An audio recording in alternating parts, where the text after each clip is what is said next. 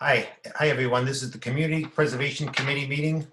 We're doing this as a virtual meeting through Fall River Government Television. The meeting is on Monday, March 30th, 2020 at 4:19 right now. Meeting was supposed to begin at 4.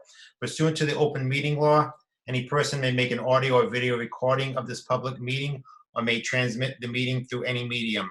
Attendees are therefore advised that such recordings or transmissions are being made, whether perceived or unperceived by those present, and are deemed acknowledged and permissible. I'm going to ask for a roll call of everyone. I'm going to unmute everyone at the moment. When I ask you for the roll call, I'm going to ask your name if you would just say here. Kristen Oliveira? Here. Jim Soul? Yeah. John Brandt? Here. Paul Machado? Hey. Paul Machado? Paul, you here? Victor Farias? Here. Jim Souza, I'm here. Al Lima is watching this through FRG TV. He was unable to connect to this meeting, so he's watching it but not a part of the meeting at the moment. John Ferreira, who was just recently appointed from the planning board, was not able to attend or join in on this meeting, and we are still missing someone from the Housing Authority. Sandy, we also have Sandy Dennis here, who is our administrator. Are you here, Sandy? I'm here. I'm here. Okay. Was there anyone that signed up for citizen input at all, Sandy? No, I didn't get any emails on the city email nor my private email. Okay.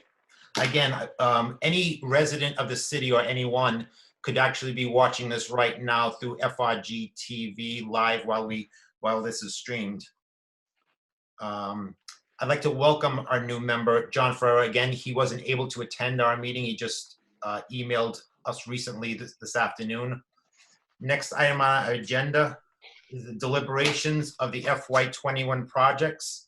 What I'd like us to do is just literally deliberate about the projects. Everyone can speak and talk about them as we go through them and just discuss it.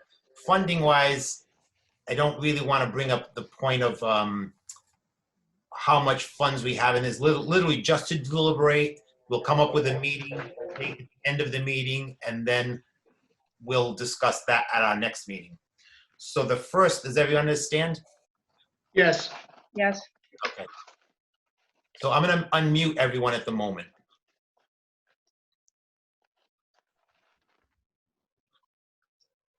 So our first project up is the Little Theater. The Little Theater applied for funds,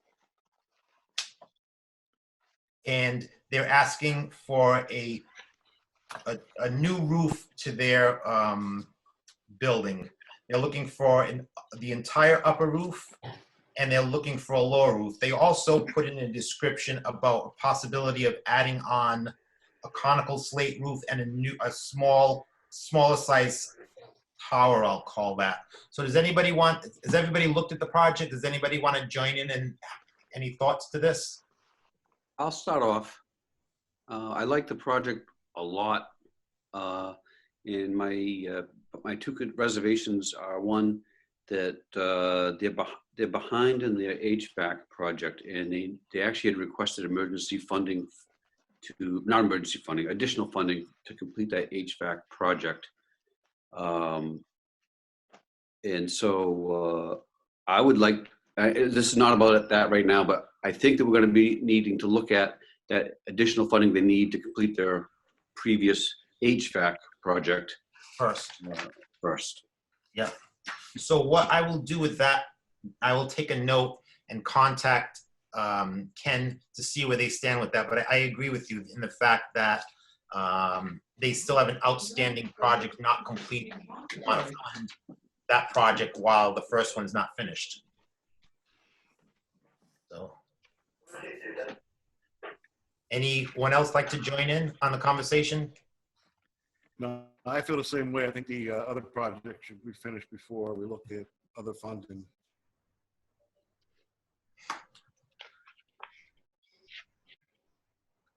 Yeah, I'm gonna go the same way too. We should finish what we've got going. And then, What? Go ahead. go on with the other ones. Or should we just, well, he wants to finish the roof, right? Well, that's what this application's for. This one's Little Theater, Victor. Right, yeah.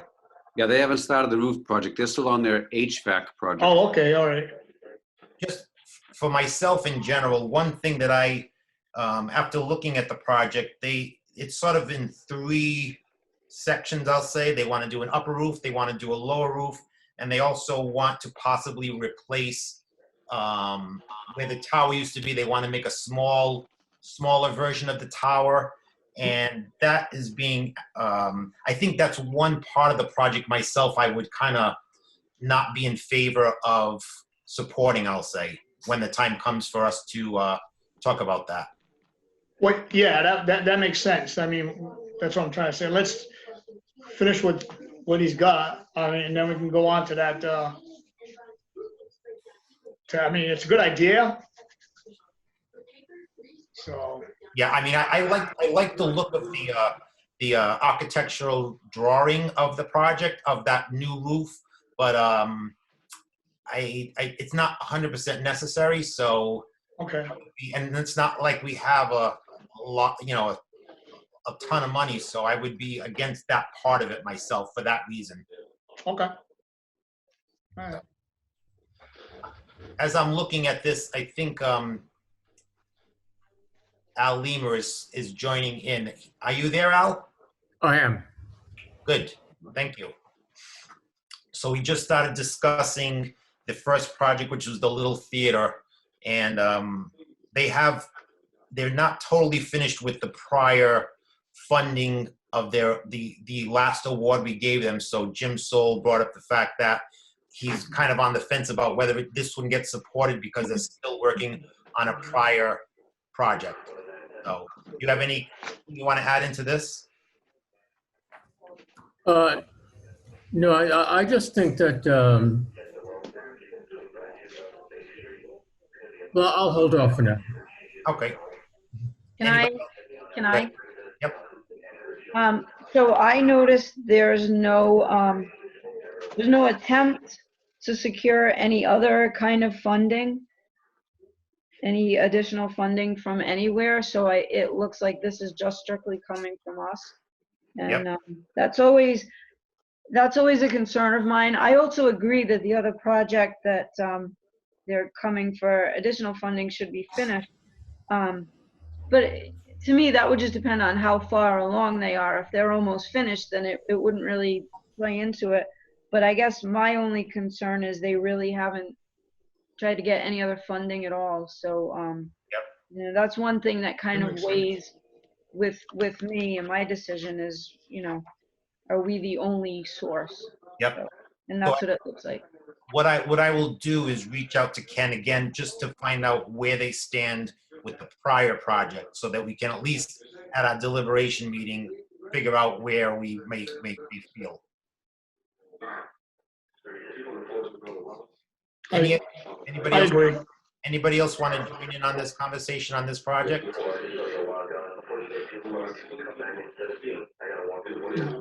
I'm gonna move. Can I move on to the next project? Sure. Yeah. Paul, are you all set? Paul Machado? Okay. Jim, there's a lot of background on, sounds like there's a radio or a TV on. Does someone have background going on there? Yeah, I got my radio on. Oh, yeah. Can you turn it off? Can I turn my scanner off? Yeah. Thank you. Turn it off? Where's my scanner? All over that.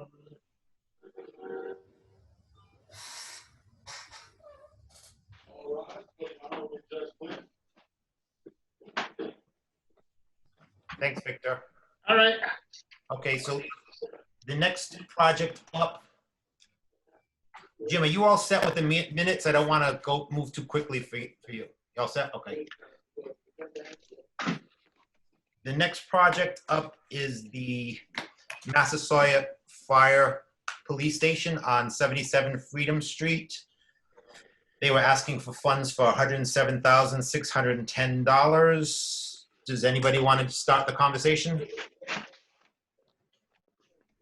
Oh. I don't mind. I'll start while Victor's thinking about it.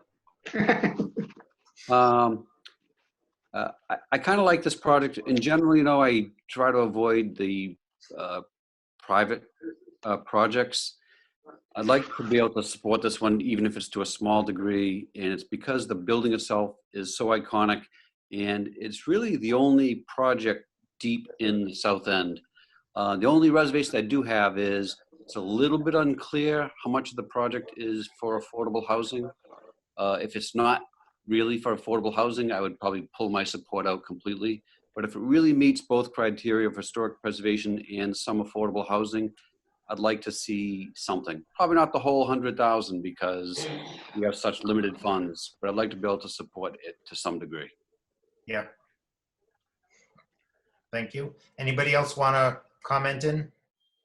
I know I was reading the email from state CPA, and they were saying that housing with this coronavirus going on should be our biggest focus.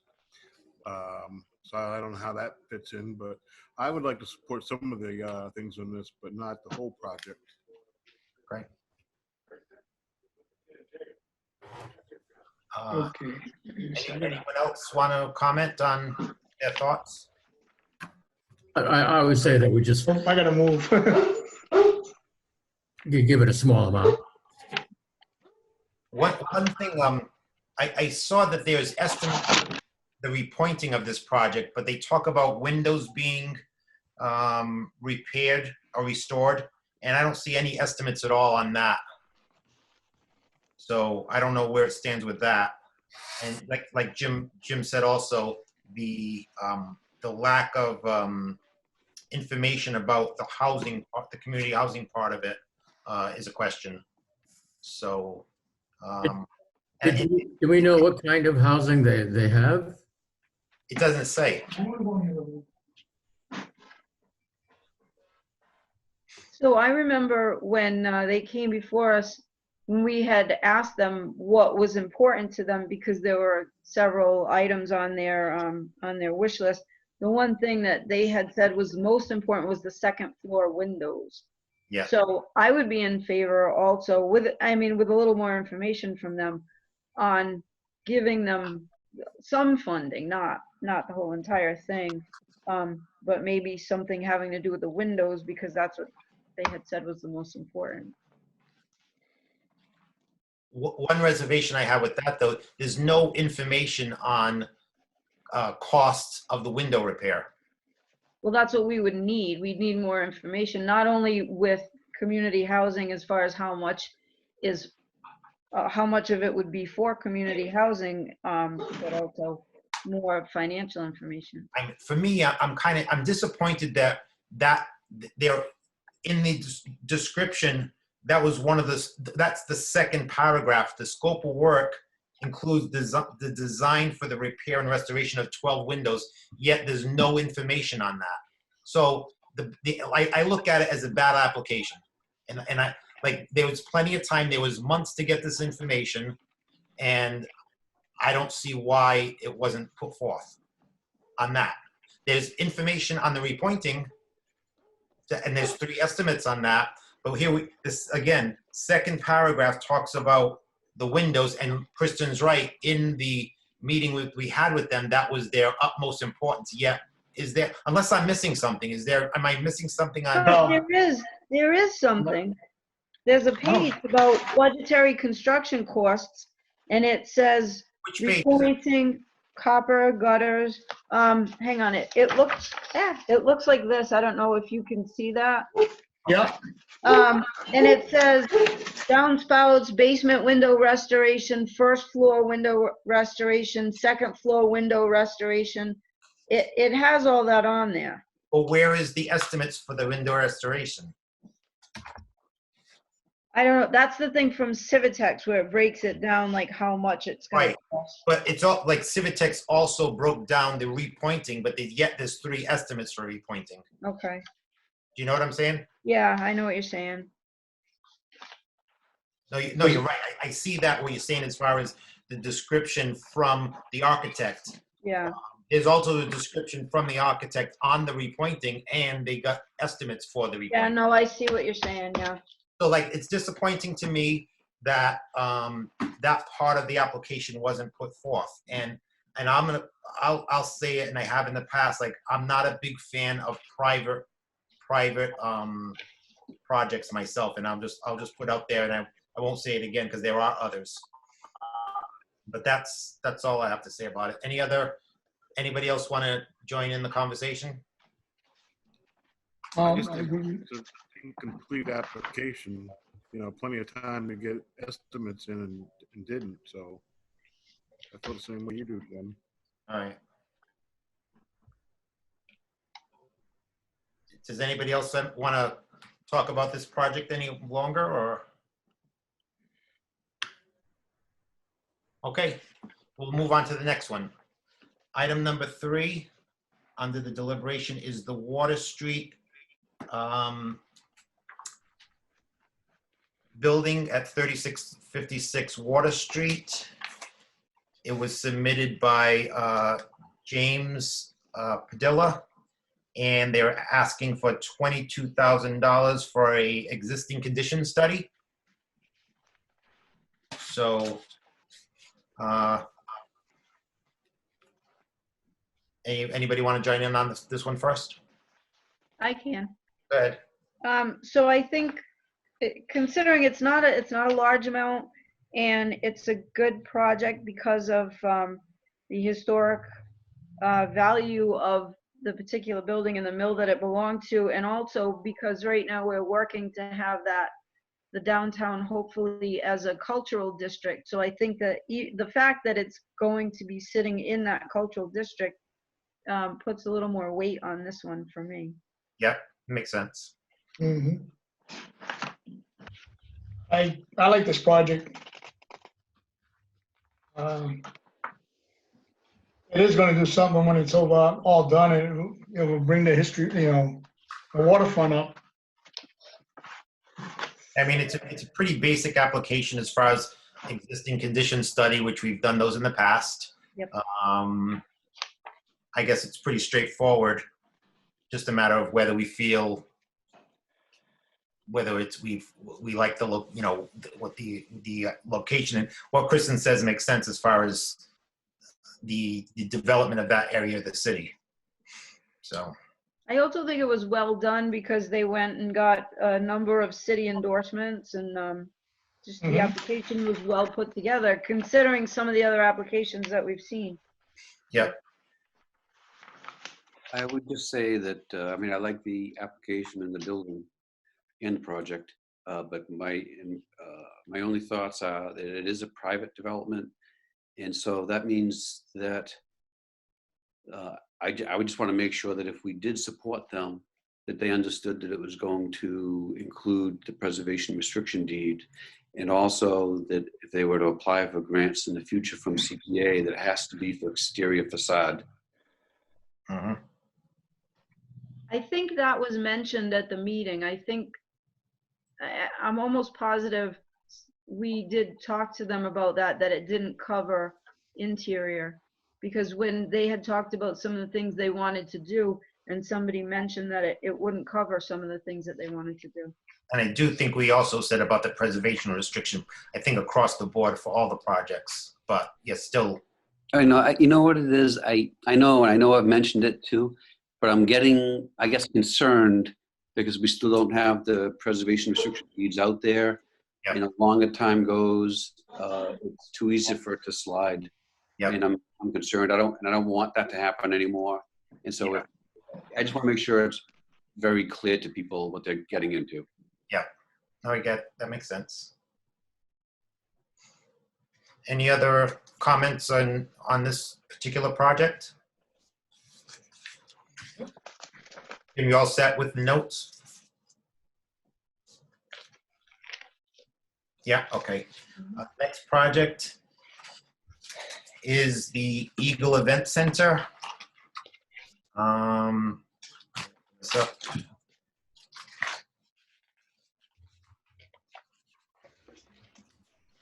Oops. So this is submitted by Jerry Donovan. They were asking for $56,730 under historic preservation for re-roofing of their flat top roof and installation of 16 windows that are currently boarded up. And we previously had awarded them funds for a part of the roof, and like that was completed, and also an existing condition study. So they did that, they completed that project. Now they've come forward with another, the finish of the roof and the windows. So with that being said, again, the private project thing, I have a little problem with that, and I did when their other project came through. They also asked for lighting on this project, which I am not in favor of.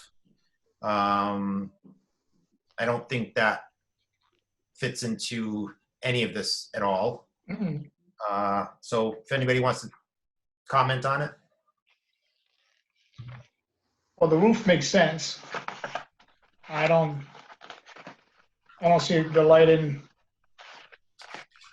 at all, because it's not. I don't think they should get the lighting, but I mean, the roof, and he doesn't have that much left to go on it.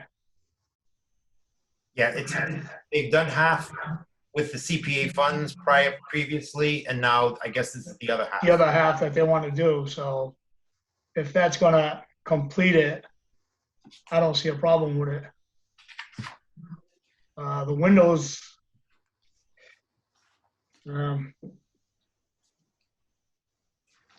it's one side that's pretty bad, right? I think it's on the side. Well,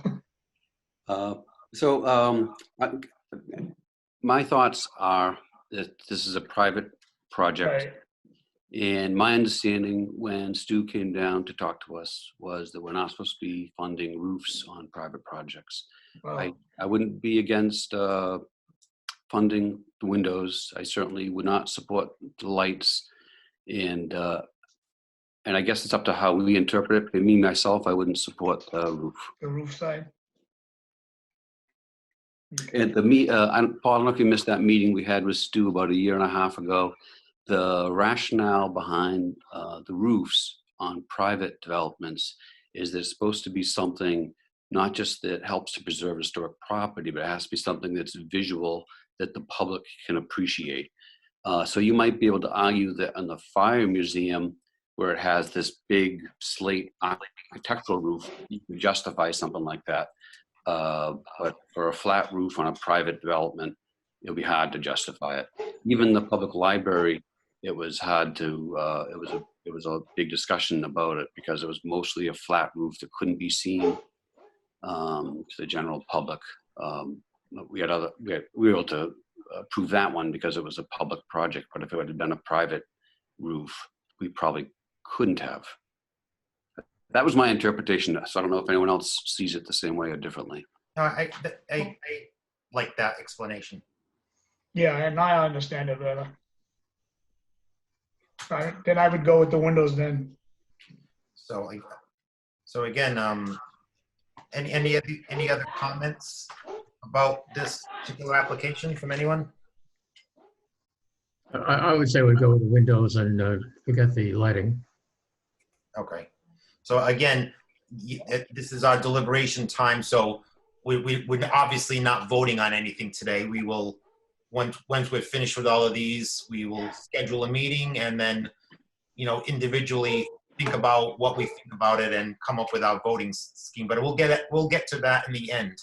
I just wanted to add that in now. So any other questions or comments on this particular project? I'd be in favor of the windows. What's that? I said I'd be in favor of the windows. Okay. Not All right. So with that being said, we'll go on to the next project, the Maritime Museum.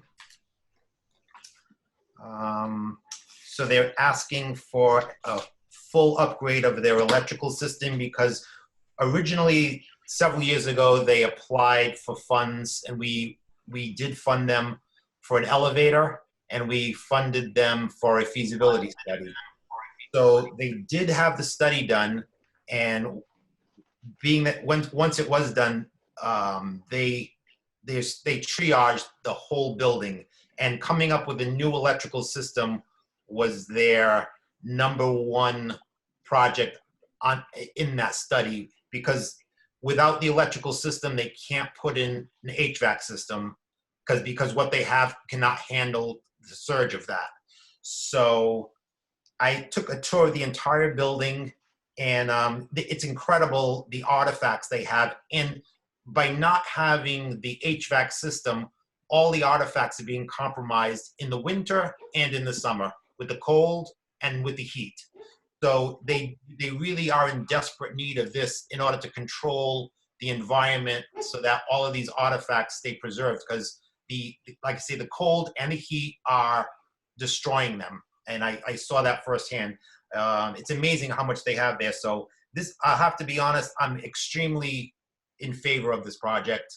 And that's all I'll say about it right now. So if anybody wants to chime in. I'd be for this project.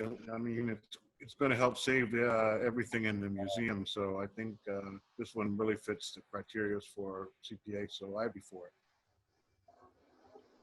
Okay. I am. agree with it.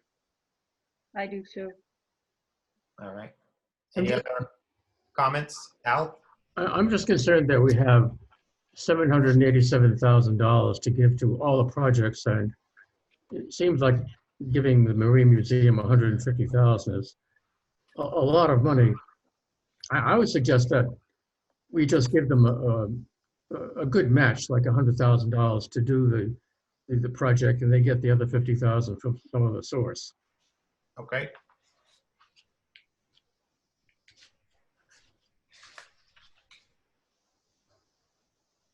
Any other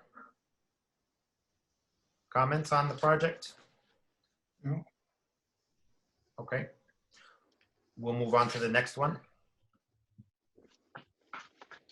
The Lafayette Durfee House, we funded them practically each year that we've had CPA around, other than one, I believe.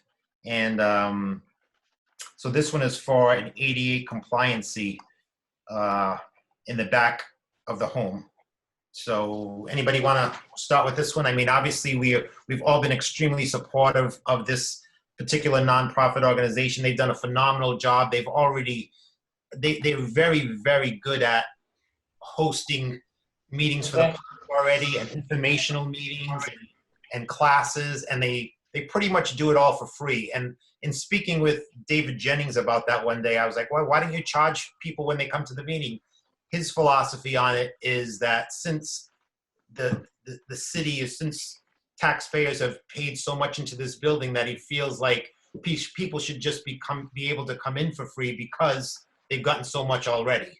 So, I mean, I thought that was admirable of him. I mean, I know they did. I actually joined in on one of their cooking classes, and it was one you had to pay to get into. And I did go to that, and it was really quite interesting. But I know they've done many others. I know Kristen's been to some. Oh, yeah. And again, going there, whether it's Christmas time or any time, it's pretty much free. So they're doing their part, and it's quite an active museum already. So that's a really good thing, I think. So.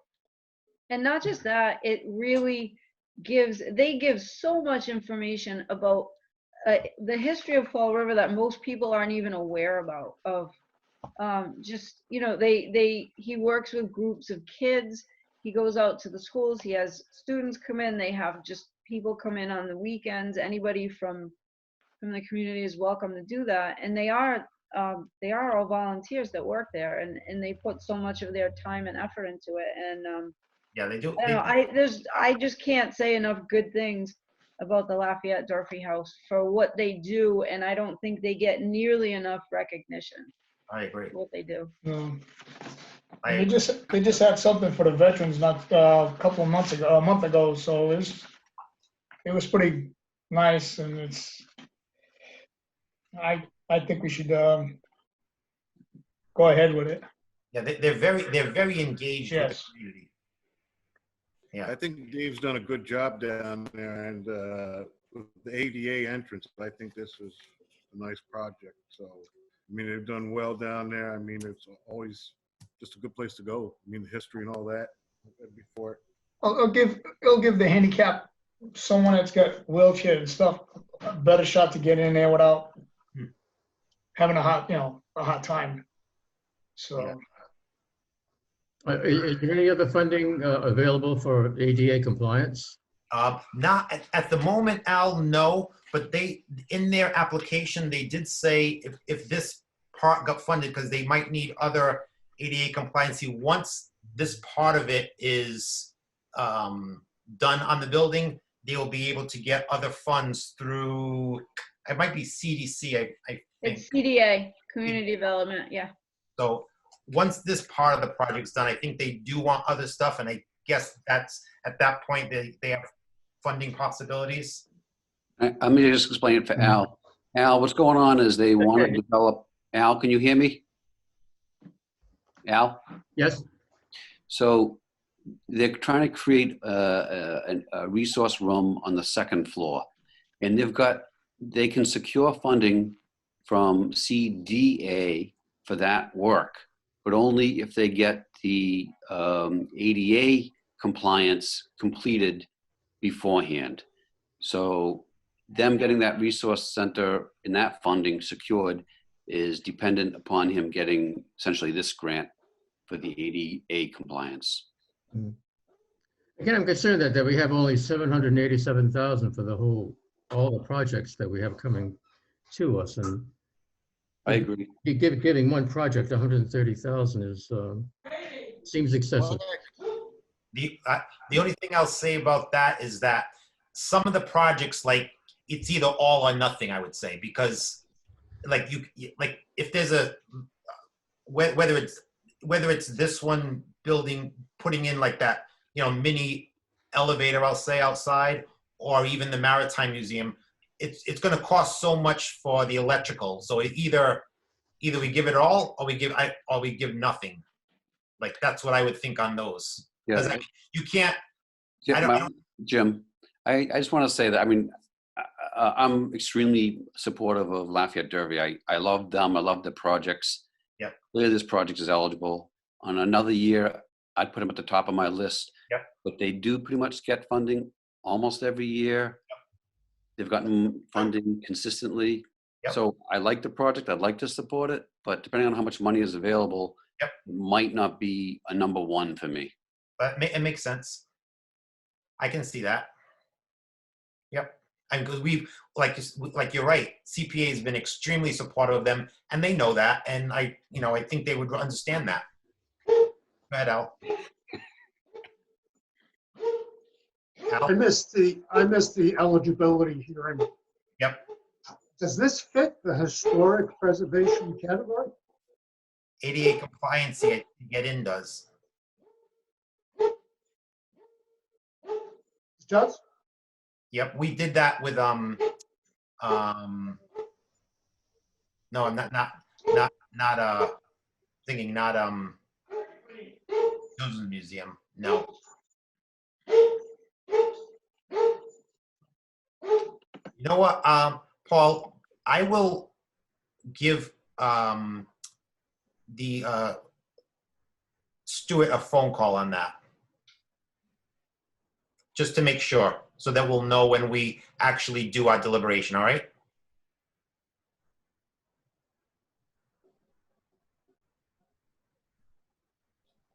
I'll shoot him a text today and see what I get in response. This way, when we go to the deliberations, I'll have an answer for that.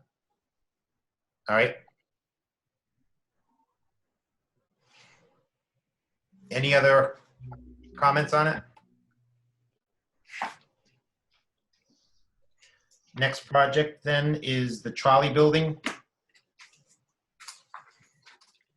So this one is submitted by Anthony Cadero. They're asking for $250,000 for exterior facade cleanup and rehabilitation in accordance with historic preservation standards. They provide, like, the building itself will eventually be market rate housing, which we funded for, I believe, a elevator last go round.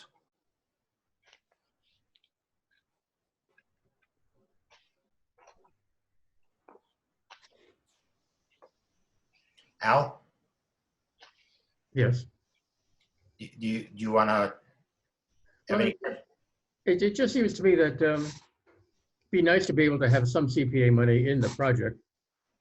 Not a lot, we can't afford a lot, but a small amount, I think, would be good to include in the project. Okay, It does meet two criteria. It meets historic preservation and community housing. So that's something that we're supposed to take into consideration when an application comes in, is how many criteria it meets. Mm. One issue I have with it as I drive by the building, I don't know if anyone has driven by the building recently and seen their work being done. When they started dismantling the front of the building to restructure it again, I'll say, in the outside, they had, there's all these transom windows that were historic and part of the original building. And I'm saying, wow, these are going to be awesome. Maybe they'll keep that up. I mean, that's the facade, like the original facade, which is what CPA is supposed to do, is restore things back to the way they were. And then it go by and it's all blocked off. So, like, I don't think they knew that that was there originally, but when they removed it, I think there should have been some action taken possibly to try and bring that into the project. So I was kind of disappointed with that. Like, doing exterior facade, you see this incredible architecture or windows from the past, and now it's blocked up again. So Are you sure they're not fixing the windows? Like, did they not take them out to maybe restore them and then they're gonna put them back? that's a good question. I don't know. I'm thinking they were blocked up, but maybe not. Because he applied for state funding, and he has to meet really strict criteria for state funding, because they're getting they're really picky when they apply. They basically make you jump through hoops, and they're trying to keep as much of the original parts of the building as possible. So you think they removed the windows, and you think they removed the windows and they're being restored? Is he? I have no idea. I didn't know about those windows, but it's possible, only because I think he's pretty aware of what, when you're going for historic tax credits, about how picky they can be with certain things. So it might be a good question for him. It might be worth reaching out to ask him about those windows. Okay. My question is, I thought that the building with the windows was the building from last year. I thought the trolley building was his. You know what? building. I'm sorry. You're right. You are totally right. I'm wrong. You're right. Okay, that's why it sounded off, and I didn't picture. Okay. You're right, because he applied for both. You're right, Jim. I'm wrong. Yeah. Yeah, it is the other building. Yeah.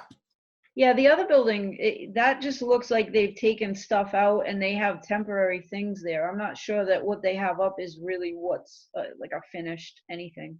Mm-hmm. But we can talk about that after. That's the building that they're working on right now, isn't it? Well, they're working on both. On a corner.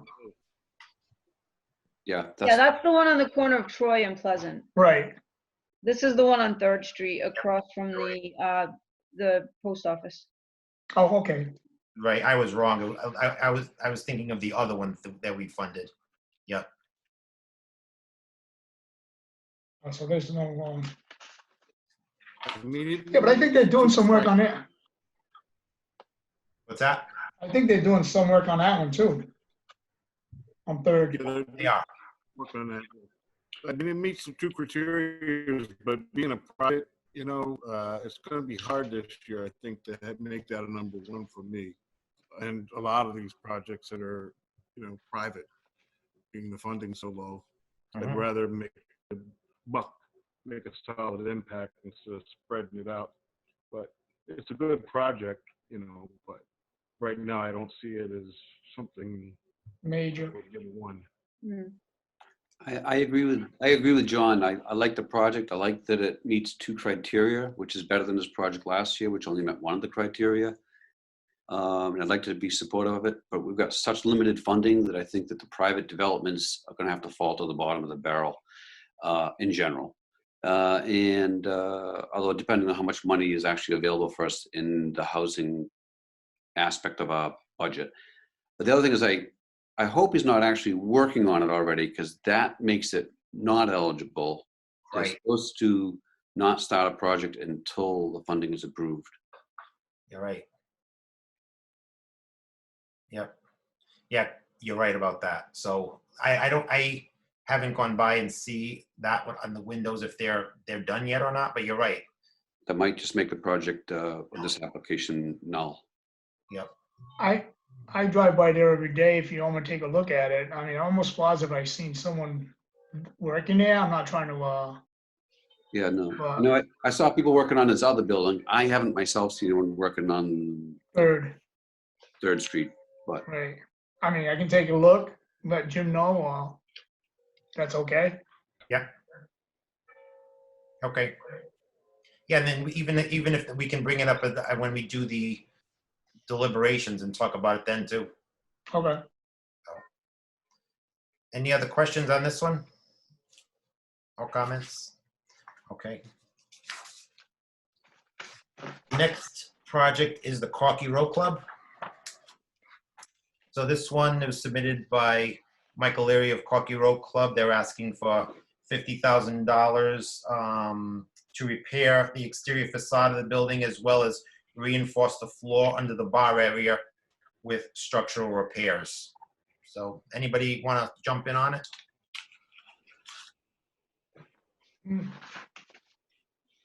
One thing I see about, as far as the architectural, whether it's inside or outside, there's no architectural drawings on any of this, on this project. On the exterior, I don't see anything. And on the interior, I don't see any cost estimates. Right. So, I mean, I'm not sure what we even go on. Jim, I think you hit the nail on the head. Like, I'd like to support this. I think that they're a private project also, but this is in Corky Row. It would be a great area to spotlight. But I would love to see this. I'd love to see this application pay for an architectural study and drawings for the exterior facade. That's what I'd like to see. That would make it a great project. Mhm. I agree with that. I think we should have something. We don't have anything at all on it, so Is anybody familiar with anybody from Corky Row Club? I am. You want to ask them about that, if they would be willing to possibly have funds for a architect to come up with whether it's the design and feasibility study of that part of the project? I sure will. They could literally take a look at what Water Street Cafe's application looks like, because that's essentially what we're proposing. Okay. Is that right? Because they're asking for an architectural drawings and proposal too. Okay. But Jim, like the shoring up of the base of the floor, would that be something that's fundable? I don't think so. I think it would have to be just exterior facade. Hmm. But it Even doesn't. even if it's structural though, because if it's preserving the structural integrity of the building itself. Not for private projects. That's what Stu Oh, said. okay. Stu said private projects had to be. But aren't they a nonprofit? Are they a nonprofit or for-profit? They're a nonprofit. Non-profit, I think. Because it's not privately owned, is it? No, there's members that it's a member. But are they a 401c3 corporation? 501. 501. I'm thinking of I'm thinking of my 401k going down You Oh, don't no, have a that's not, forum no, anymore. well. as we speak. I believe they're not owned by anyone. It's not, it's,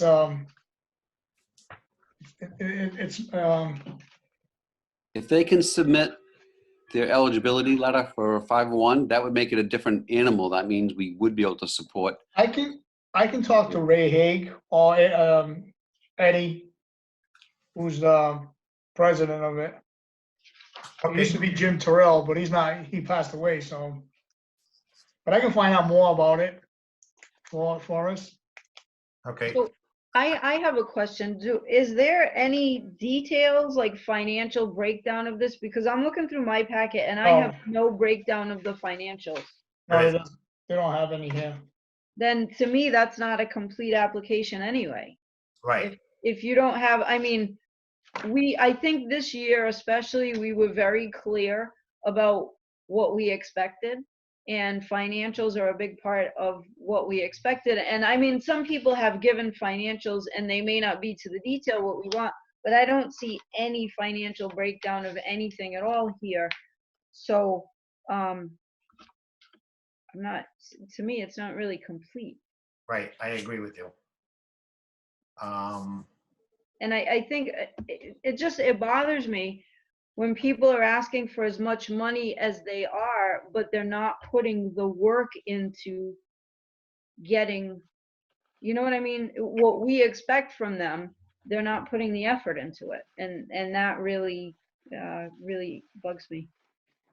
I agree. I agree with that No. too.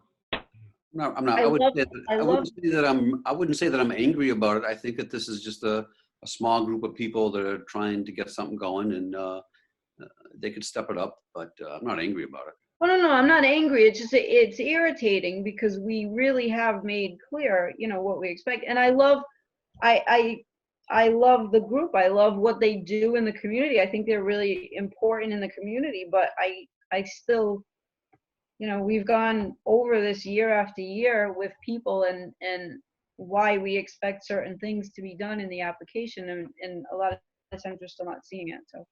No, I know, but these people have never applied for any money. So if we've explained it to other people in the past, and they deserve the same courtesy for us to have to explain and take out.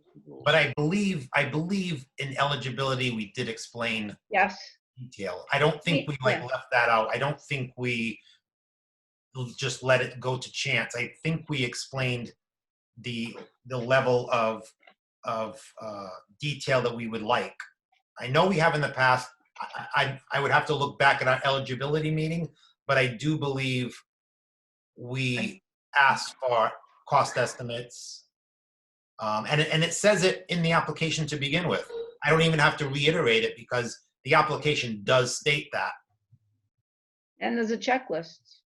So, but I get what you're saying, Jim. I mean, it would be nice if, give them that type of thing, but I mean, I agree with your opinion, but I also agree with Kristen's opinion.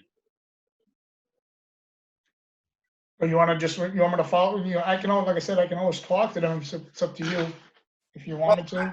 You can, and then when we come back to deliberation, we can listen to what they had to say through you. And obviously we're all gonna make a decision on what we think is important, and we'll go from there. A question, wasn't Ken Fiola there when we did decide that?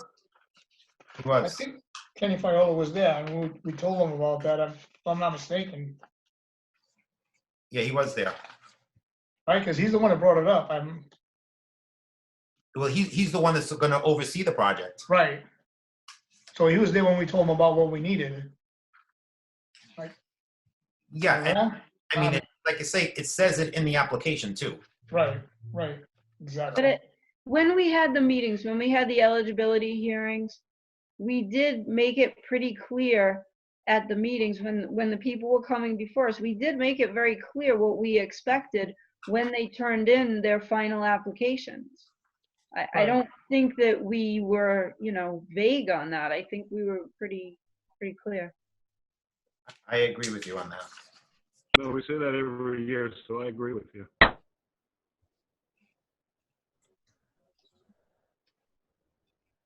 Any other comments on it? Okay. We'll move on to the next project. The Adams House. This project is submitted by Bob Karam. They're asking for $500,000 for asbestos abatement.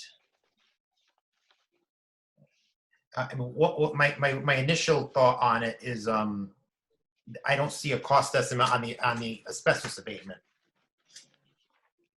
There's architectural drawings. There's also a list of the entire project as far as what is necessary to bring that building up to where they want it to be, with a cost estimate of $8 million. Obviously, they're not asking for that, but that is the list of all the projects necessary to complete the project. But where is the estimate on the asbestos? It's not, yeah. Yeah. It's not, yeah. Well, I'm going to speak to that. Well, they applied for the project. They told you what they put in the proposal of what the whole project was. It just happened to be that at the last meeting, we said, what would you probably use the money toward? And they said that we'd probably use it, if we had to specify something, they'd use it toward the asbestos abatement. So I don't think that they were ever prepared from the get-go that they had to specifically have estimates for the asbestos abatement, so much as that's just the aspect of the project that they were planning to attribute the funding to. That's just my thought. Do you think, though, when we're giving someone $500,000, they should give a little bit more detailed information? I do. Yeah. $500,000? Yeah. Like, I don't know that when you have a project that size, that they thought that they were needing to have an itemized, detailed estimate of every aspect of the project. No, I don't. Do we have the right to ask for it? Sure, but that's not what the original application was for. That was just something that we brought up ourselves at the last meeting. There is something in there, if you look in the budget, the breakdown, there is something that says abatement asbestos and asbestos removal from the building and lead. And the total abatement number is $610,960. Yep, I see that. Yeah. Yeah. So I So- mean, Where did they derive that number from? I don't know. I mean, where did they derive any? I'm sure they have the information if we requested it. I mean, they have a breakdown of every single thing. We've been through this before, when people Yeah. get architectural proposals, that they get professional estimates from the architects. They have a numbers book and they do the math. And Yep. so I think to always say, well, okay, you got the architect giving you a price, but now we want 3 more separate estimates. Or all of a sudden it becomes difficult for a developer to do that, because once you get these separate estimates on, you're not going to get contractors come in and voluntarily give you new estimates when they know they're not going to get the job. So that's why these architects give these estimates. And for the most part, what we've seen over the past 5 or 6 years, the estimates that come in through the architects are pretty close to the cost that we get. So, I mean, I just think it's a difficult bar to cross. I think if we added the step of needing architectural proposals, and so to have the architectural proposals and estimates on top of 3 more contractors' estimates, I think it's a tough bar. If you don't have an architect in there, I think it's a lot easier to say, okay, we need more estimates. But I don't know, to duplicate that work is a tough bar, I think, that's all. Okay. And since I'm on a roll, I like this project. I like that it meets 2 criteria, similar to Tony Cadero's project. And I guess the only difference is maybe I'd give this project a slight edge, only because this is, he didn't get money for a project last year. Tony did get some money for a project last year. There's no way I could approve $500,000, because that's the majority of the budget. So if I were to support this project, it would be a smaller amount. I'm guessing the housing aspect of our budget is around $100,000, but hopefully we'll get that number before our voting. And just so everybody's aware too, it's also a private project. It is a private project. So it's not a city project and it's not a nonprofit project. So Right. that's just another thing to like think about as we decide. Are there any non-profit housing projects? Uh, I don't, So, no, I don't think so either. I don't think so. I don't believe so. So we have an entire approximately $100,000 worth of the budget for housing, which was probably going to have to go to private. Well, right, the other one that put housing and it didn't say is the 77 Freedom Street, the fire station. They put in for housing too. Yep. So that's a private project too, but they did put it in for housing also. Yeah. Well, so did Third Street and so did Tony Kadero's other project. Those are housing as well. Yep. So there are 4, I believe, that are housing.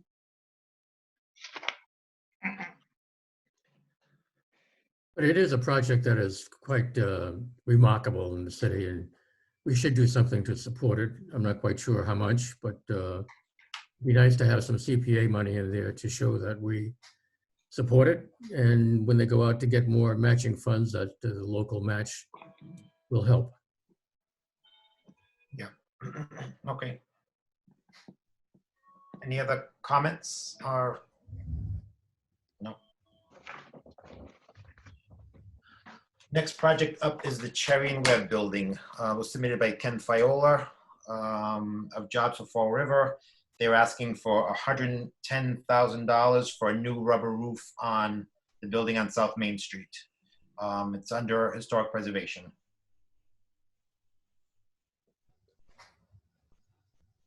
Any comment? Another private project, right? It's a, Actually, it's not private. It's I mean, they're a nonprofit. it's a nonprofit, okay. Yep. Again, And I like the way they saved, brought back the old Cherry and Webb. You know, I do like that part of it. I mean, they have improved the building a lot. So I might be in favor of doing a new roof.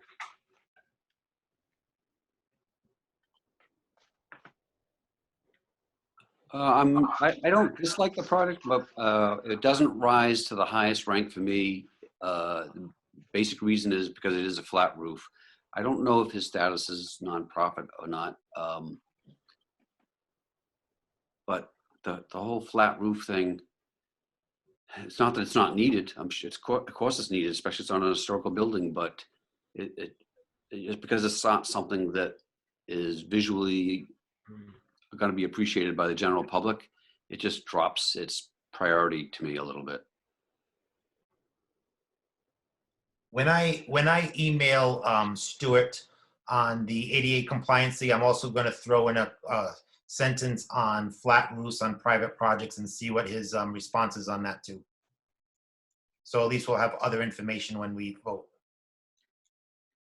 Good idea. Is that all right? Yes, Any other questions on this project? It's pretty basic. It's a roof.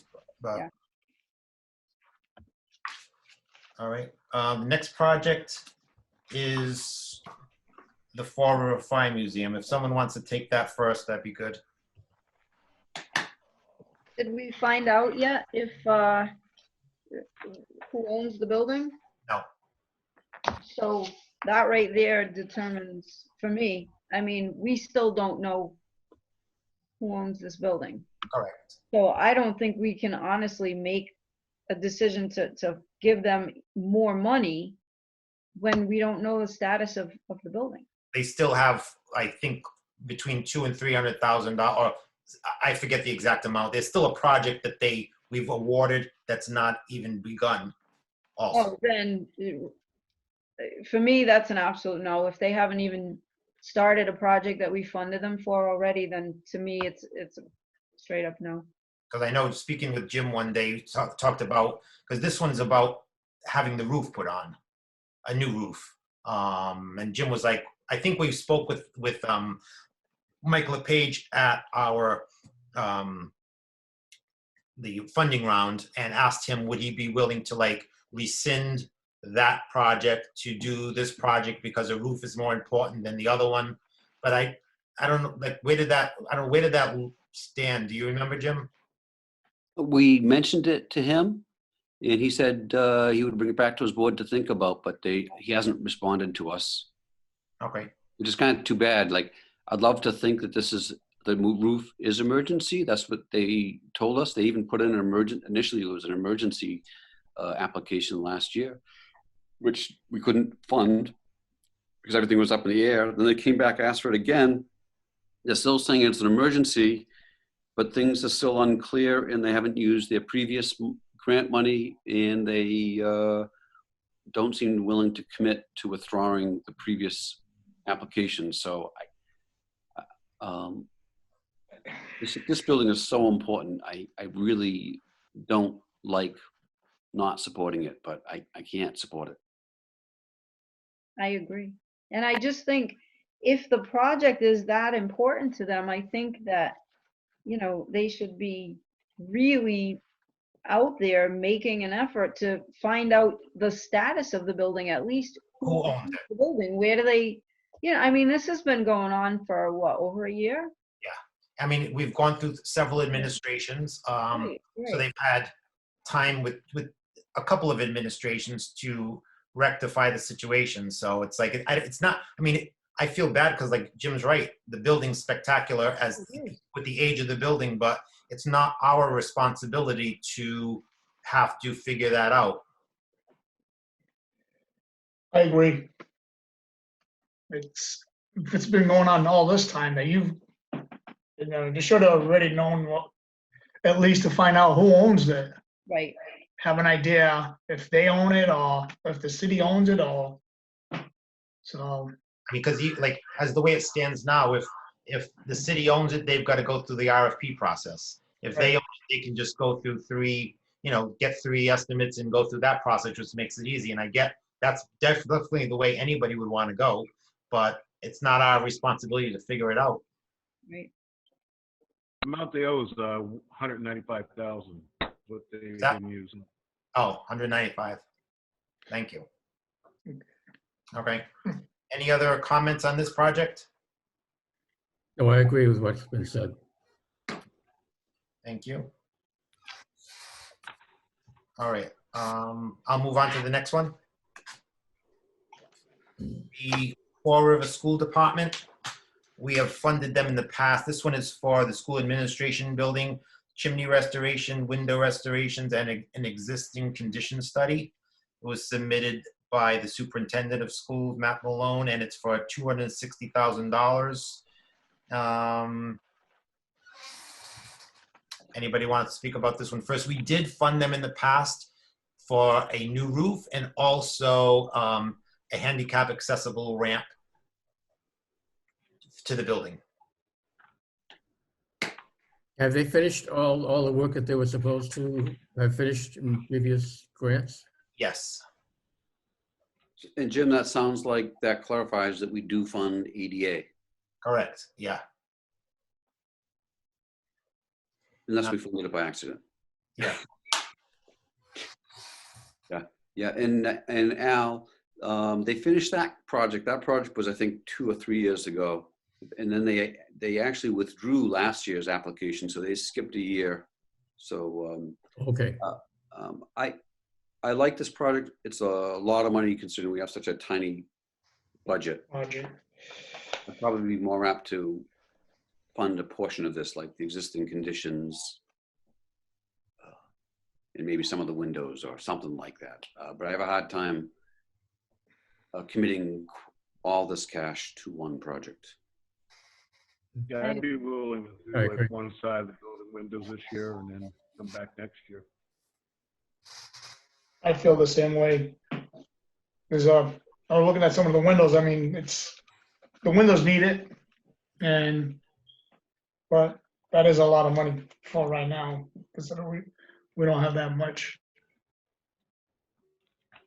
I'll vent too, because they want the money for the windows, but I drove by, I saw 2 windows open. I saw air conditioners leaning out of windows. Right. And I know that that happens sometimes, but like, my gosh, and now we're gonna pay to repair the windows and replace them, but I'd like to see people taking care of their stuff that they have. I was just venting a little bit. Sorry about that. You always do. We don't mind. We don't mind. It's good venting. I think an existing conditions study, survey would probably be a good thing to fund, because then they would really have a scope of what they need and what's, you know, it would give them an idea of what's most important to be done.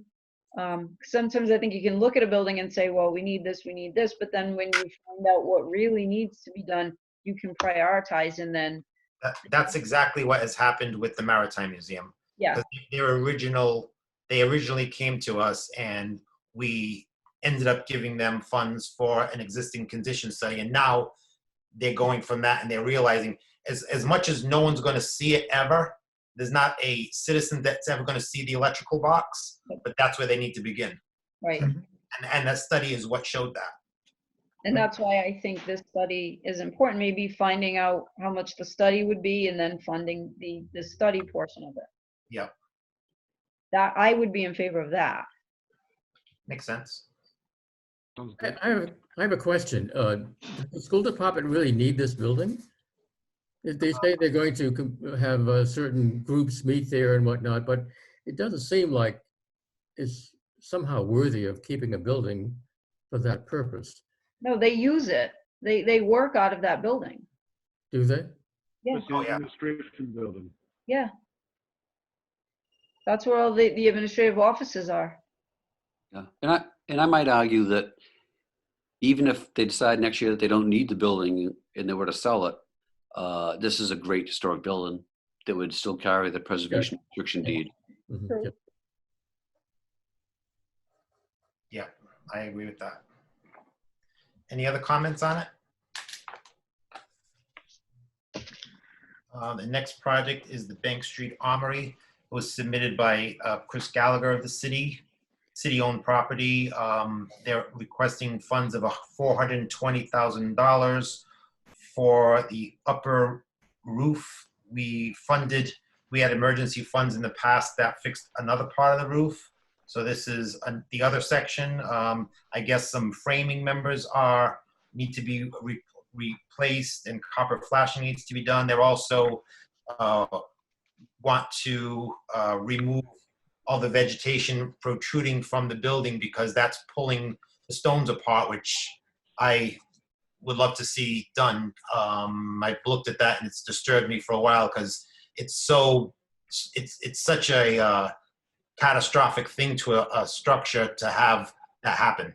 So as far as the mortar coming out, I don't know if anybody wants to chime in on this one. Good project. I think I'd support it.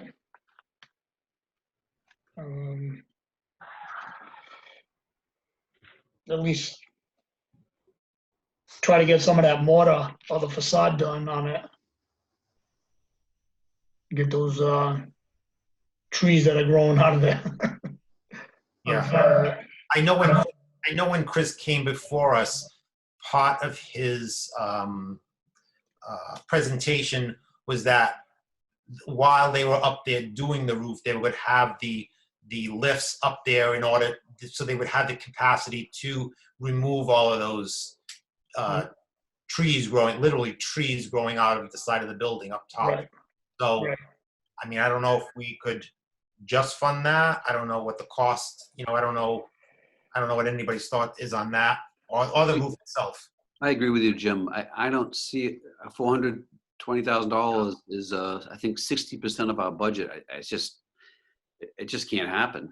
But to not fund it at all would be kind of a shame. We got to find a way to keep this building alive, and I'd like to see us triage that and pay for. Maybe he can cherry pick what the highest triage needs are on that roof, and we find a way to take care of some of that. And also, I don't think it was part of this application, but my gosh, this building really needs a use study. Because I'm hearing some different ideas for uses and they're not bad, but I don't know if anyone has put a professional thought on its best use. Yeah. And you know how it is, when they're not being used, they stay empty, they fall apart. That's Like the police station. just like the police station, and it's just a matter of time. Yeah. It needs to be used. It really needs the best use. It's such a sensitive area downtown. So do you have any suggestion that I could ask Chris before we even do our deliberations? I mean, our funding part of it. Ask him like, hey, what about if we just gave you funds for, obviously, I think that removing the trees growing out is extremely important. But I like your idea too. Like, should I ask him what is his thoughts on getting funds possibly for some sort of a charrette where you get people together and come up with the best use for this building? How about some funding to hire a consultant to do that, to help with a charrette? You know, part of the problem I have is that the Community Development Agency doesn't fund museums. And as long as we have the Armory possibly being a museum, they're not going to fund it. And that's where the major money comes from. So it seems to me they have to have the study done to determine just what it is they want to have happen to the Armory. And making it into museum, I'm not sure we need another museum, first of all. And the fact that it's always being thrown out there as a museum means we're not going to get any Community Development Agency funding for the Armory. So it seems to me that we need the study, importantly, to determine just what what it's going to be, which is. Do you think a feasibility study or more like a charrette to get people together and discuss what can we do with this building? Which one are you thinking? I'm thinking more of a feasibility study, which is more something which we would want in terms of what we would put our money in, and also what the Community Development Agency would want to put its money in as well. And I can see removing the plants. I think that's important as well, removing the trees from the roof. But I think both things should be done, removing the plants and also doing the study as well.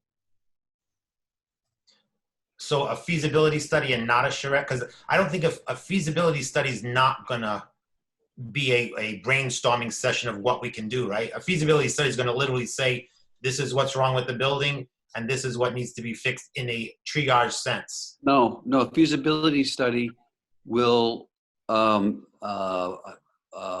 reveal what its possible best uses are. That's what we did with the King Philip Mill. Remember, it came back with 3 or 4 proposals of what its best use could be for? Yeah. So, I mean, the charrettes are great, but this rises it to a little more of a professional level with these architects actually study what the best use could be. They usually give like 3 or 4 scenarios. So it takes it out of the public realm. Yep. And it's a professional study. So with the feasibility study would include a charrette as well. Okay. So that with that, I mean, with the feasibility study on the King Philip Mill, I believe we spent like $95,000 on that. Yep. Something like that. So at least we have a kind of a figure in our heads possibly of what. Yeah.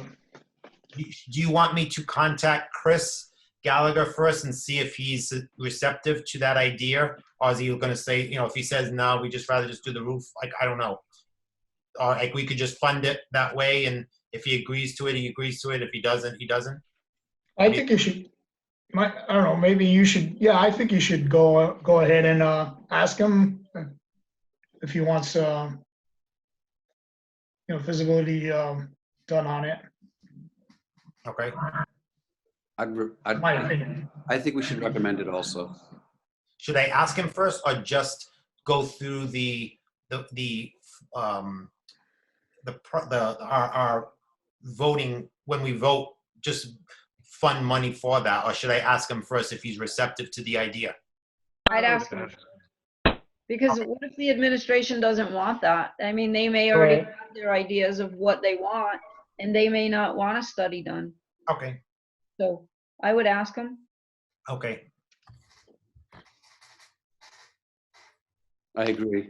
I do think that the administration has an idea of what they want to do with it, Yeah, but I think that they're so far away from actually making something happen that they're better off getting a professional study done. Buddy, And that's going to help with funding in the future for all of the repairs that it needs.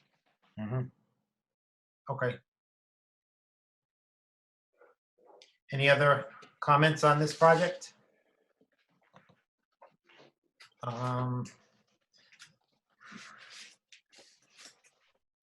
The next item on is we have the Quikasham River Greenway, but that was rescinded on the last meeting. Is that correct, Al?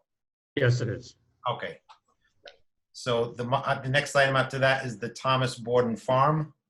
So this one was submitted by Paul Furland to preserve the Thomas Borden Farm. They're asking for $430,000 for this piece of property, which includes a farmhouse. I think this project, we might look at, Go ahead, John. lost for words now. Bonding. bonding. Bonding, yeah. Sorry about that. Yeah, I don't think about putting this project out to bonding. I mean, it's a great opportunity to get a great property, and open space, I think, is one of our biggest things we should, keep and go after. So I'd be for this project. Okay. Yeah, you're hitting 3 criteria. You're hitting open space, historic preservation, and outdoor recreation, so that's huge. But it's a lot of money. That would take up, almost half of our, If you were to do it all at once. yeah. Yeah. So bonding, we do have the option to still bond, right? We do. Right. Yeah. It's Go for definitely it. worth considering because it's a great opportunity for something like this. It's also a great opportunity, but also, it's not something that we need to fund all of it because there are 3 state projects, state funding agencies that will fund projects like this. And each of them will fund up to $1 million for each project.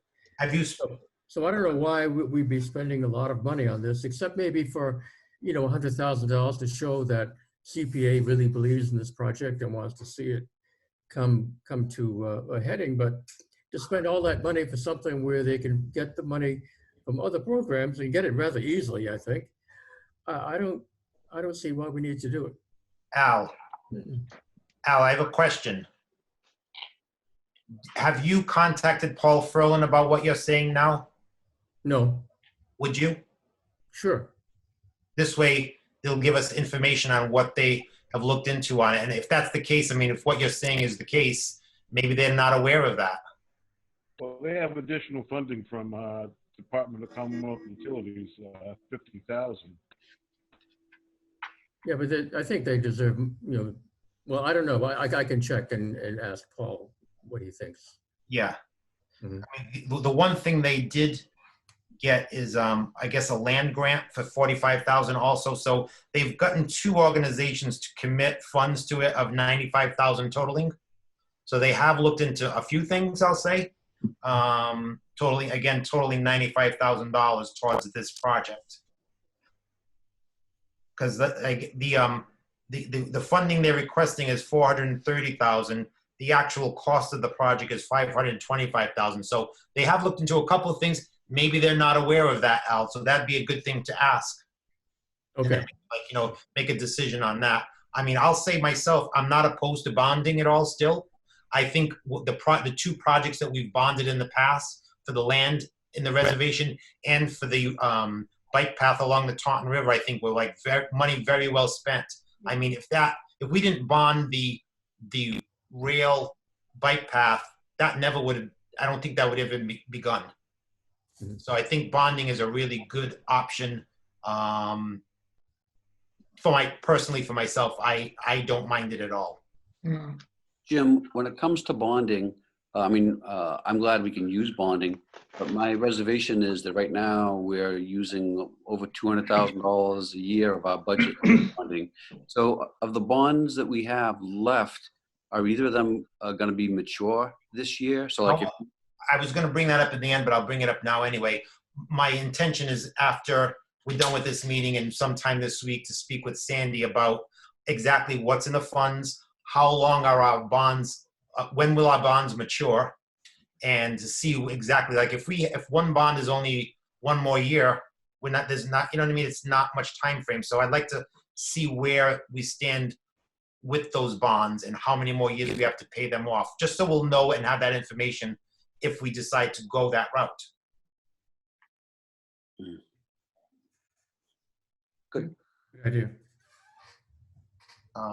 Any other comments on this project? Just one last thing. I second what Kristen says. This meets 3 criteria, so it really should be our most highly considered project. Yeah.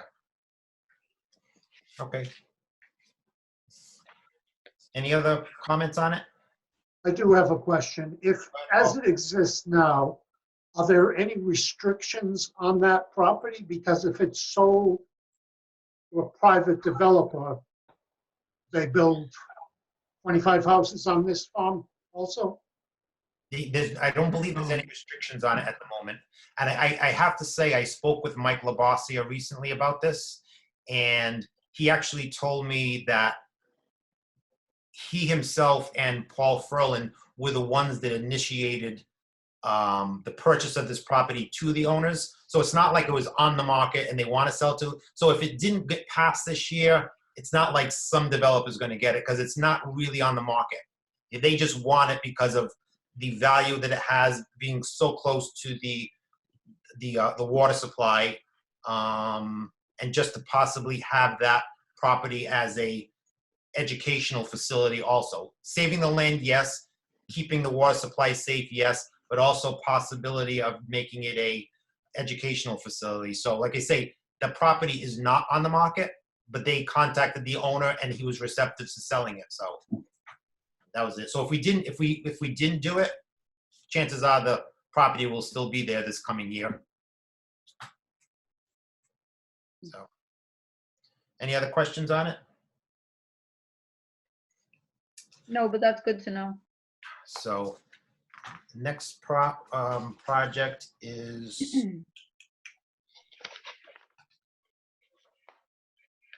oh, wait a minute. I'm just organizing my notes here, sorry. Disorganized. The Bioreserve Conservation Land Acquisition. This was submitted also by Paul Ferlin of the Water Department. They're requesting funds of $54,900. The total project cost is $70,860. So they are acquiring some funds to subsidize this project in some form. So it's just a land acquisition of 29.5 acres in the bioreserve. I know we've funded land acquisitions in the past, and this is another one. Again, this one's under open space and outdoor recreation. So there, again, it's two categories too. Well, I think being 29 acres and 54.9, and they got some funding coming in, I think it's a worthwhile project to look at. I'd support it. I would too. I agree.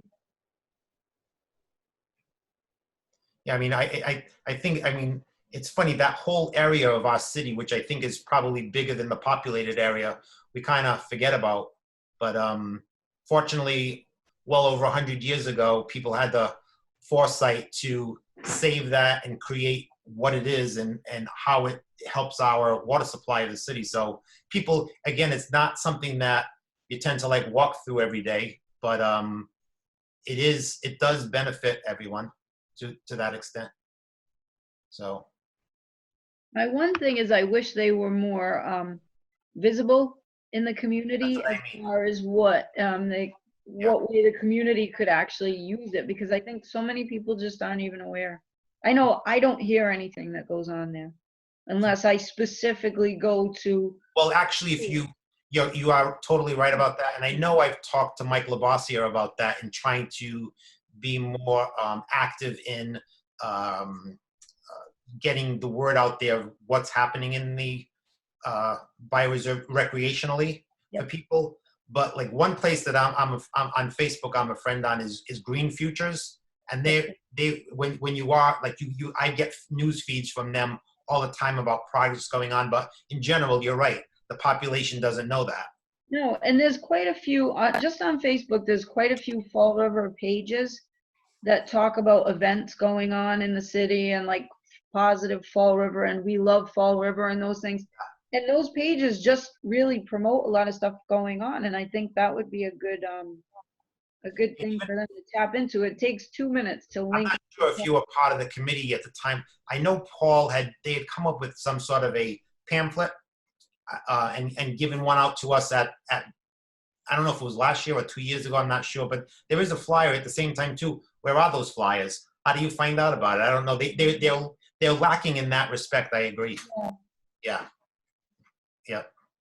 But it's still a great, I mean, you know, it's hard to turn down the chance to get land at a decent price, open space, outdoor recreation in the bioreserve, you know. Yeah. Al, do you want to chime in, Al? I think it's a great project. Okay.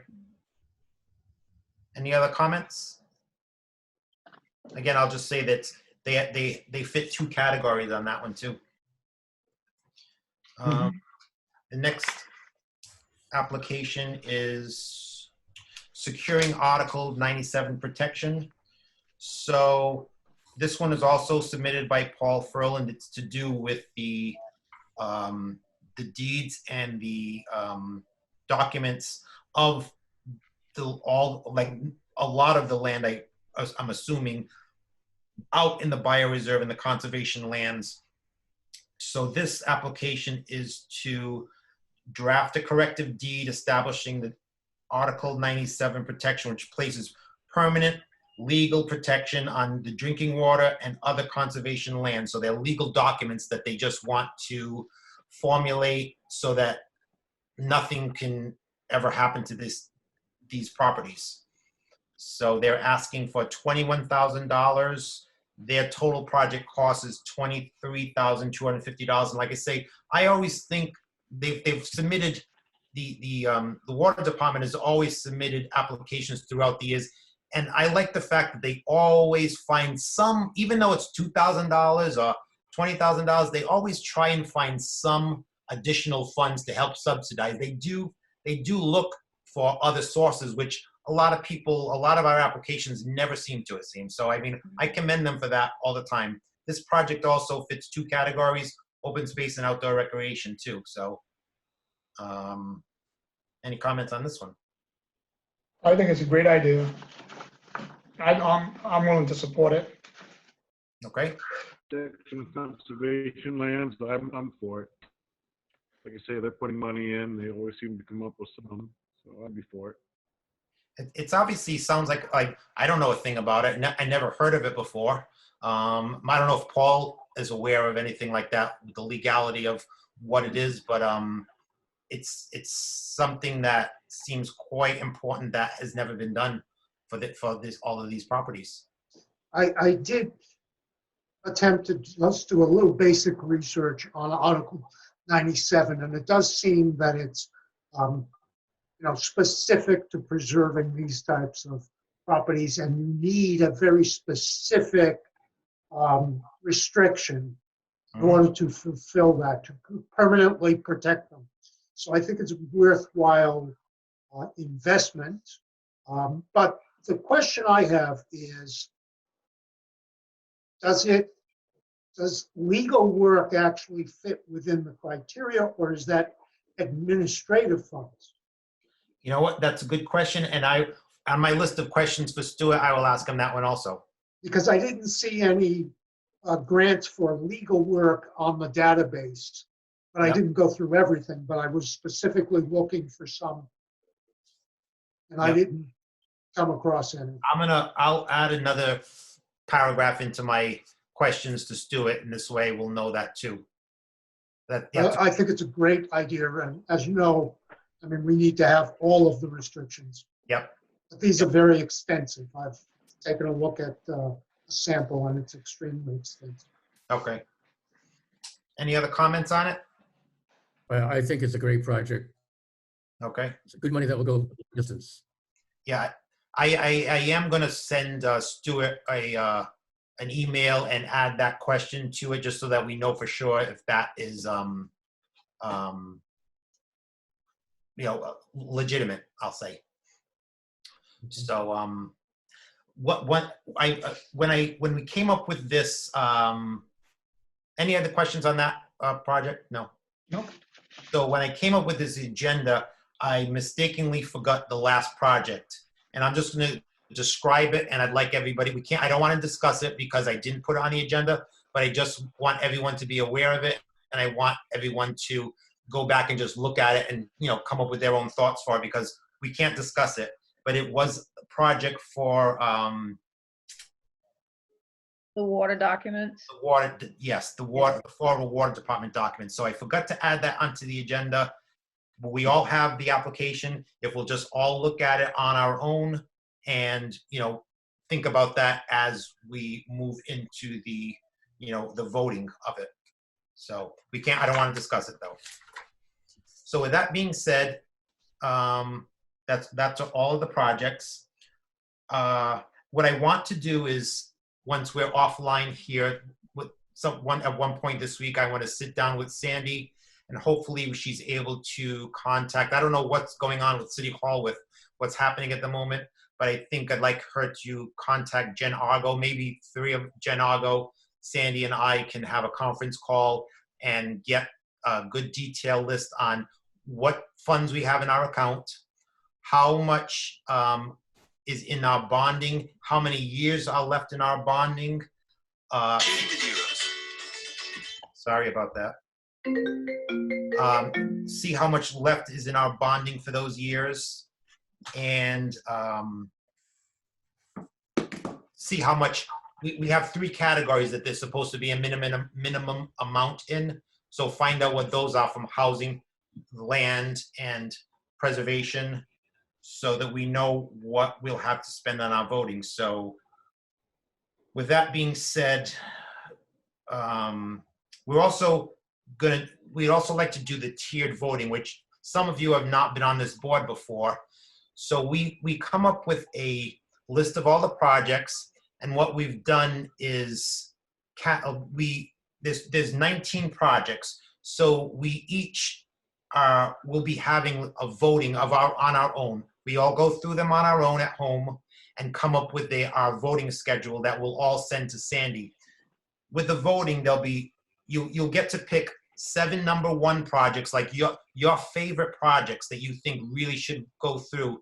Those would be your number 1 projects. Being there's 19 projects, 7 of them will be number 1 projects. 6 of them will be number 2 projects, the ones you kind of like, fall below that. And then 6 of them will be number 3 projects. Once we tally them up, the projects that come up with the smallest numbers are the most favorable projects. The ones with the highest numbers fall to the bottom, and we've all thought they're not the most favorable ones. So being that there's not a lot of money in our account, less than $1 million, and we have $6 to $7 million in projects, many things, once we deliberate, like the projects that we want to move forward, some of them are just going to fall to the bottom. We're never even going to talk about them because there's not going to be money left to talk about. So that's how that works. I don't know if everybody understands that, or if somebody else wants to clarify what I just said. Al, are you there? Yes. Is that clear enough to you, or do you understand it? I think it does. Because I think everybody else has been on the board before with this. So as long as if you have any questions about it too, feel free to contact me offline, and we can talk about that again too. Okay. All right. Can I, Jim, can I just mention to Al? Yeah. The when we do the voting, or just before we do the voting, final voting, there's always also an opportunity for us to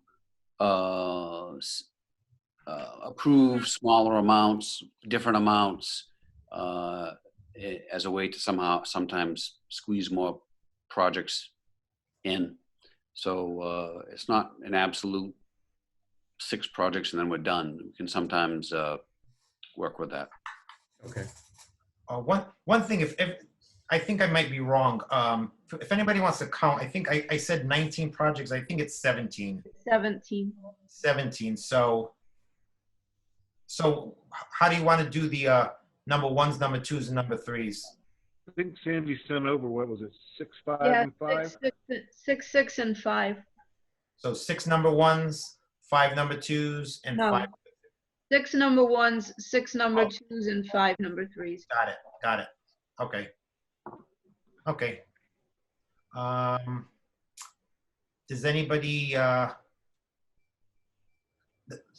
again, the only thing as we look at the projects, Kristen was right in pointing out when projects fit more than one category, that really should be like thought of as a very positive attribute for the project. So anybody want to make any other comments before we adjourn? I think too, taking into the application, consideration of the application as a whole and how thorough an application is and how much time and effort somebody actually put into their application, Yeah, to me, should also be another thing to consider. I mean, we've come up with the funding application. I mean, the questions should be answered thoroughly. So Kristen's right. I think favorability should be done on the extensive, work that people have put into the projects too. I mean, that's going to, at least for me personally, that's going to be part of my, determination. I'm not going to vote that way, and I'll tell you why. I'm not going to do it that way, because, at least not as a priority, because it's always going to be the biggest developers who have the money to hire an architect and have the most work done and answer the most questions. So maybe Corky Row, maybe I won't support it because of whatever reason, but I probably won't ignore it simply because they did kind of a crappy job on the application. It'll depend on the whole situation. But I always worry that the small guy gets screwed in projects like this. I remember when the Preservation Society was a new organization, we were always getting screwed because there was some I that we couldn't dot or T that we couldn't cross because we didn't have a paid staff and our budget was too low and we hadn't been in existence long enough. And so I will probably always give the small guy the benefit of the doubt. I know exactly what you and Kristen are talking about and I get it, but I won't vote based on that solely. Okay. Yeah, but Jim, one thing to consider, they didn't even have any real financial details whatsoever in that application. I mean, it's one thing, I get what you're saying about the bigger developers can have more of a chance to put in more detail, but I don't necessarily think that that's always true, because you have other smaller projects that were submitted by smaller companies or individuals that were still very thorough. I don't think you need a lot of money to answer questions, because the city has a lot at its disposal, and a lot of times in the past the city has put in some projects that left out half the application. So I don't think that that's necessarily true. I think you can still pay attention to detail and at least try and answer a question. It doesn't mean, we expect, okay, if you didn't put every little detail in there, we're going to forego your application. But I'm just talking about answer the basic question. Yeah, I have to agree with Kristen. I sometimes feel like it's a big money grab. There's a reason behind the application, and there's a lot of time that people have to formulate their answers and formulate their whole application. We give them 3 months. It's a lot of time. So I'm in agreement. I can appreciate what Jim is saying too, but I also think that being that, it's not people are asking for, it's not like we're asking for, they're not asking for a little bit of money. It's pretty substantial. So I'm in agreement with Kristen, but I do see your side of the coin.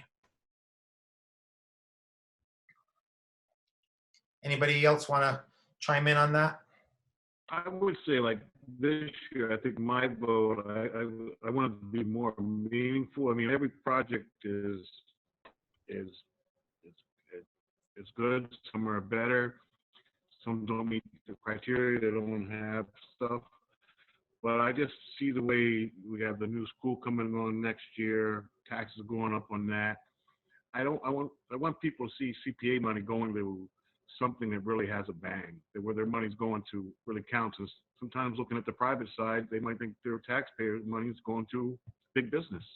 You know, so this year I think it's best for us to really look hard and pick the good projects. You know, Yeah. the good taxpayers. What they're going to think when they look at it, saying, we funded this, projects are good, they meet the criteria, but I'm looking as a taxpayer what they would be thinking. I agree with that. I agree too, John. Good point. Yep. I also think that geographic diversity is a consideration, and of the population that's going to use the project. Yep. Right. Yep. I think so too. No, good points. I mean, it's definitely all of those points. I can honestly say I agree with all of them. And it's just as we go through them and do our voting, that's what we need to consider to make it the best, you know, the best that we can make it be, you know. So I think once we do our rankings and that, then after that is when we have a chance to really hash everything out, you know, yeah. and make our decisions once we do that. Yeah.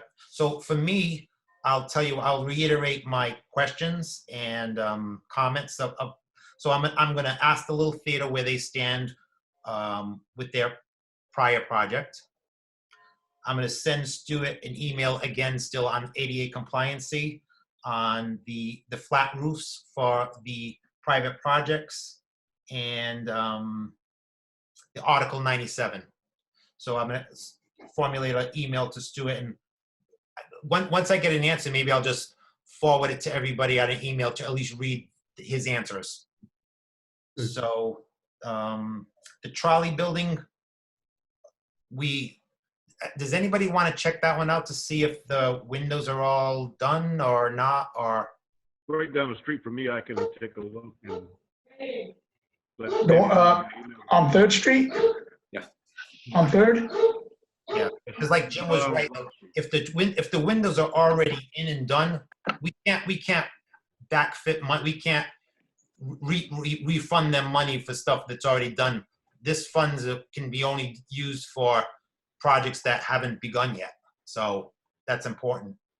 I go by there tomorrow morning around 5 in the morning. I can take a look at it. All right, if you want to shoot us a text just to say yes, they're done or not, Sure, that'd be good. I can do that tomorrow morning. I'm going to also ask Chris Gallagher about the Armory, whether he thinks he's receptive to the idea of getting funds just to do a feasibility study and to remove the trees, and see what his thoughts are on that. I think that's it for questions. I just took a look at the trolley building. It's the same windows, and he hasn't done anything outside yet. Okay. Okay. Good. Oh, All right. With that, would anybody, actually, we should come up with a date possibly for next meeting. So this seemed to work okay to me, though I don't know how everybody else feels about it. Yeah, it was good. What do we want to do, Jim? 2 weeks, 4 weeks from now? Like 2 weeks seems probably okay. That works for me. I'm stuck in the house, so. Oh, we all, Another time. Is Why- anybody working right now? Any of you? You're stuck in the house. Why is that? I haven't heard. Is anybody here actually working? no, goofing off. Sandy Dennis is working. I'm goofing off. I'm sleeping late. Oh, what about Working, Jim but I have Stoll? one day off. Jim Stoll, are you working? No, he's playing golf. So yeah, does that seem good? Like 2 weeks? Like the day at like April 13th? Yeah, That's fine. Sure. Sounds good. All right. So like, should we do the same time frame? yeah, I like that. Yes. Yes. 4 o'clock. Yeah, Okay. Okay, so we'll do April 13th at 4 o'clock. We'll do this. This seemed to work good. I mean, I liked it. yeah, I did. Sandy, Yes, want me to too. add anything in, Sandy? Yes, what I'm gonna do is, Dave and I have Zoom accounts, so what I'll do is I will set up a Zoom meeting with me, you, and Jen Argo. Yep. Because she should be able to Zoom in on a meeting. I'll email her and let her know what we're looking for before we Zoom in. This way she'll have everything. In case she's not in, I know there aren't a lot of people in City Hall right now. So one of the questions was about a time frame. So I think everyone's kind of way behind on work. I know the city council's canceled some meetings as well. So I think the sooner that your committee can get the scoring and recommendations done, the better, because they're going to be going crazy with their budget hearings for the regular budget. So I think if this committee is kind of ahead of the curve on that, we can get the appropriation done and to the council for approval so that they're not inundated with even this. So, So being that being said with Sandy, once I meet with her and Jen and come up with the financials of CPC, Sandy will email everyone. This way, as you're going through your projects to pick 1, 2, or 3, you'll have that information to go against. Good. All right? and if anybody needs anything from me, just email me. And all I ask is that you check your emails more frequently because I'll be sending out a lot more emails just to keep everybody up to date. Okay. Okay. All right. You. Jim, Yeah. Go can ahead. we, I would like the board to consider adding an item to the agenda for the next meeting. Okay. And that is an update on the legal restrictions. Okay. That sounds good. Yep. That's Maybe good. we can do that ongoing until we get them. Yep, that's a Done. good idea. Yep, because I mean, the next part, you've been part of it before. It's not going to be overly time consuming to do what we have to do. So that makes sense to add that one in because it's extremely important. You're right. Good idea. Thank you. Paul, can you just email me details on that so I can put it on the agenda? You got that, Paul? I can't hear Paul talking, but can Yes. you hear Paul? Yes, I Okay, will. thank you. I will. Thank you, Paul. Any other comments? Well, I think it's been a good meeting. Thank you, everyone. Can I get a motion? Make a motion to adjourn. I'll second. I have a motion and a second. Everyone in favor? Aye. Night, Thank Aye. you. Have a good night. Thank night, you. everyone. Thanks. Night. Night. Stay safe. Okay, Jen.